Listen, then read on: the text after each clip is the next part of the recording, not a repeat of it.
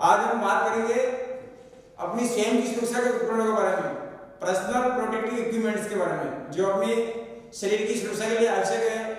कोई भी राजमिस्त्री संबंधी काम करते हैं हम, उस समय सारे साधन पहन के काम करना चाहिए हमें। तो हम निश्चित रूप से अपने साथ होने वाली दुर्घटना से बच सकते हैं या संभावित दुर्घटनाओं से भी बच सकते हैं। इसलिए हमें ये पीपी पहन के काम करना चाहिए। पीपी जो कौन कौन से हैं, क्या क्या नाम, वो सारी चीजें आज हम इस वीडियो में जानेंगे। इसके अलावा कौन सा पीपी कब पहनना चाहिए वो भी जानेंगे। और इसमें जो मोस्ट पीपी है, हम सरल से कठिन की तरफ जाएंगे। मोस्ट पीपी सबसे लास्ट में सीखेंगे, जो सरल पीपी सबसे पहले सीखेंगे। तो सबसे पहला आता है हमारा हेलमेट। तो जो हेलमेट होते हैं 3-4 तरह के होते हैं। पीला भी होता है, हरा होता है, सफेद होता है, नीला होता है, लाल होता है। तो हमारे जो राजमिस्त्री का काम करते हैं उनके लिए पीला हेलमेट उपयोग में होता है। जो ये पीला हेलमेट होता है ये राजमिस्त्री के लिए होता है। बाकी इलेक्ट्रिशियन के लिए लाल हेलमेट होता है, या सुपरवाइजर है, ट्रेनर है तो उसके लिए व्हाइट हेलमेट होता है। और जो इंजीनियर है उनके लिए नीला हेलमेट होता है, सेफ्टी वालों के लिए ग्रीन हेलमेट होता है। इस तरह से अलग अलग लोगों के लिए अलग अलग हेलमेट होते हैं।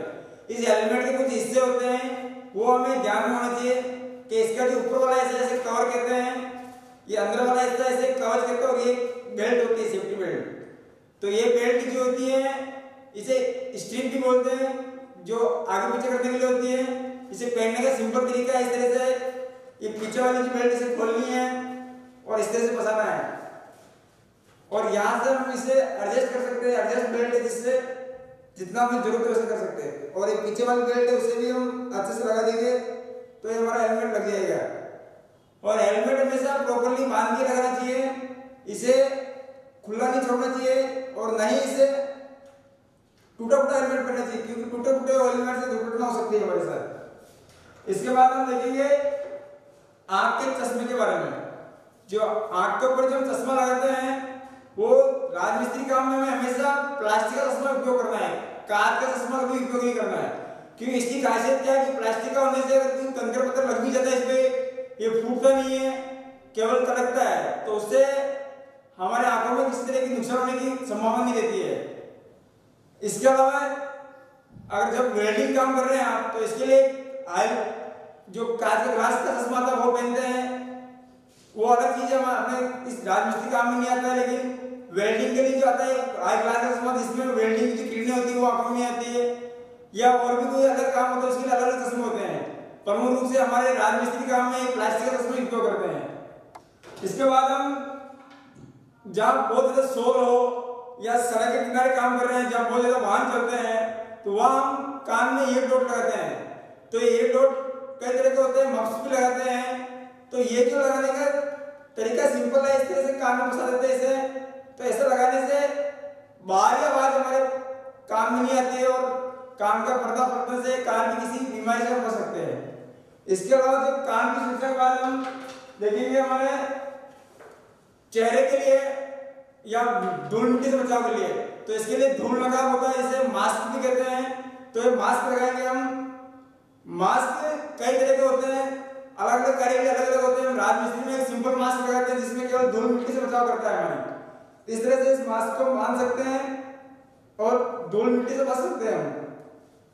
धूल मिट्टी से बचाकर मास्क सिंपल जो कपड़े का मास्क बना सकते हैं, मार्केट में मिलता है वो भी खरीद सकते हैं मास्क। इसके बाद हम जब सड़क पे काम कर रहे हैं या जहाँ बहुत ज्यादा भीड़ भाड़ हो, दुर्घटना होने की संभावना हो, या अंधेरे में काम करो, उसमें हम एक सेफ्टी एप्रिन पहनते हैं। इस एप्रिन पे जो पट्टी दिख रही है व्हाइट व्हाइट पट्टी चमकती है, इसमें रेडियम होता है, ताकि अंधेरे में काम कर रहे हैं, दूर से कोई वाहन आ रहा है तो चमक जाती है और दूर वाले व्यक्ति को पता लग जाता है कि आगे कोई काम कर रहा है, तो उससे दुर्घटना से बचाव की काफी चांस रहते हैं, दुर्घटना नहीं होती है।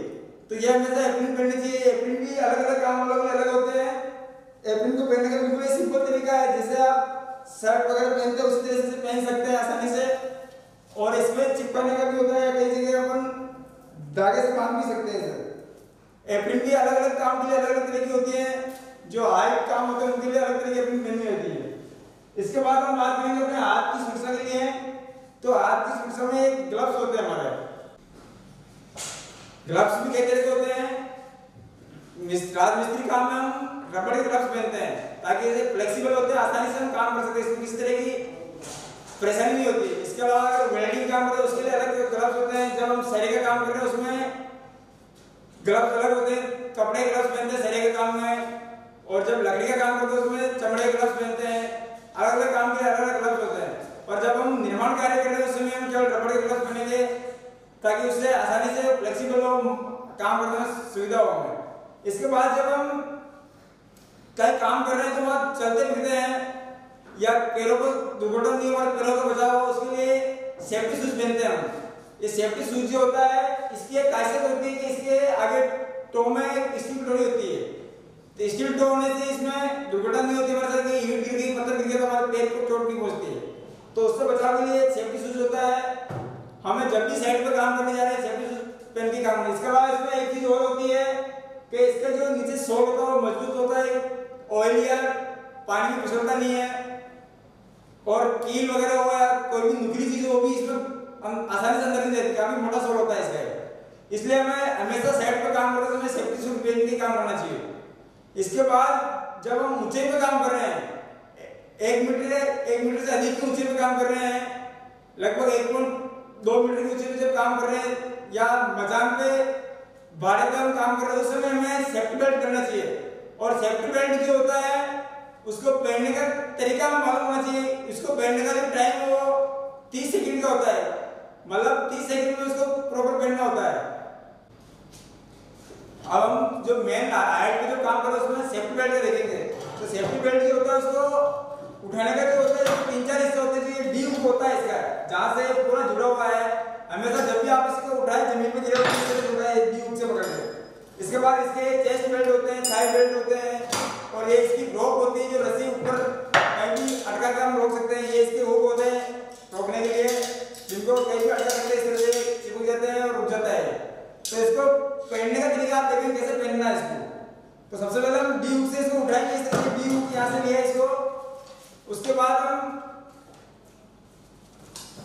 रस्सी को छोड़ देंगे। सबसे पहले चेस्ट बेल्ट को पहनेंगे हम, जो चेस्ट पर लगने वाले हैं उन्हें पहनेंगे।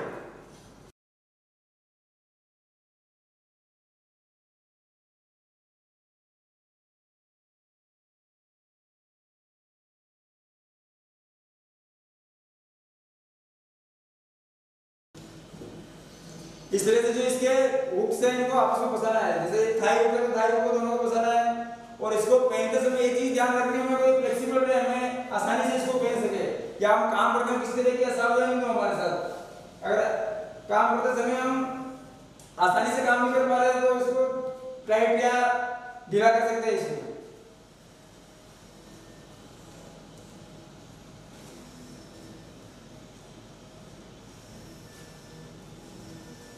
ये पहनने का जो इसका टाइम कुल 30 सेकंड का होगा। एक चीज ध्यान रखने के लिए रस्सी है इस तरह से हम अपने शरीर के ऊपर लपेट के और इसे हुक को आगे बढ़ा सकते हैं। और उसके बाद हम आसानी से कहीं भी साइड पे जा काम करना वहां जा सकते हैं। और इस हुक को खोला हम और ऊपर जहाँ दीवार पे काम कर रहे हैं कहीं भी ऊंचाई पे हाइट पे है, हम जो हाइट पे एक बली या पाइप लगा होता है अपने सुरक्षा के लिए, बैरिकेडिंग के लिए, उस पर हम इसे फंसा सकते हैं। तो हम फंस सकते हैं इससे।